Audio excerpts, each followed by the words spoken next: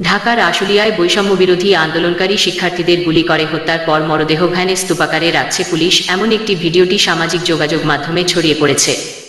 ভিডিওটিতে যেসব পুলিশ সদস্যদের দেখা গেছে তাদের মধ্যে একজনকে শনাক্ত করা সম্ভব হয়েছে। শনাক্ত হওয়া ওই পুলিশ সদস্যের নাম আরাফাত হোসেন। তিনি ঢাকা জেলা উত্তর গোয়েন্দা পুলিশের পরিদর্শক তদন্ত। আরাফাত হোসেন জগন্নাথ বিশ্ববিদ্যালয়ের ভূগোল ও পরিবেশ বিভাগে লেখাপড়া শেষ করে 2022 সালে বাংলাদেশ পুলিশে যোগ দেন। তার গ্রামের বাড়ি বরিশাল জেলার হিজলা উপজেলার হরিনাথপুর ইউনিয়নের 2 নং ওয়ার্ডে বলে স্থানীয় ও জনপ্রতিনিধিরা নিশ্চিত করেছেন। আরাফাত হোসেনের পিতা আরিফ হোসেন ওই ওয়ার্ডের বদরটুনি মাধ্যমিক বিদ্যালয়ের প্রধান শিক্ষক ছিলেন। 2014 সালে অবসর গ্রহণ করেন বলে জানান বদরটুনি মাধ্যমিক বিদ্যালয়ের বর্তমান প্রধান শিক্ষক ইব্রাহিম খলিল। তিনি বলেন, আরিফ হোসেন স্যার এলাকায় খুবই সজ্জন ব্যক্তি। তিনি একটি রাজনৈতিক দলের নেতা ছিলেন, কিন্তু সকলের সাথেই সহমর্মিতা ও সহাবস্থানে চলতেন। হরিনাথপুর ইউনিয়ন পরিষদের চেয়ারম্যান মোহাম্মদ তৌফিকুর রহমান বলেন, আরিফ হোসেন স্যার উপজেলা আওয়ামী লীগের সহসভাপতি ছিলেন অনেক আগে। এখন তার বয়স 85 বছরের বেশি। বার্ধক্যজনিত কারণে খুব একটা বাইরে বের হন না।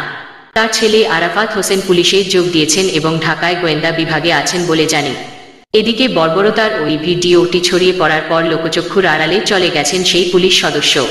তার সঙ্গে কোনো উপায়ে যোগাযোগ করা সম্ভব হয়নি। আরাফাতের টিমের সদস্যরা দাবি করেছেন, আন্দোলনকারী হত্যার সঙ্গে তারা জড়িত ছিলেন না। মূলত ঢাকা জেলা পুলিশের অতিরিক্ত police super crime and ops Abdullahil কাফির নির্দেশনা পালন করেছে। সেই ভিডিও ভাইরাল হয়েছে। এর আগের ও পরের ঘটনার সঙ্গে তারা জড়িত নন।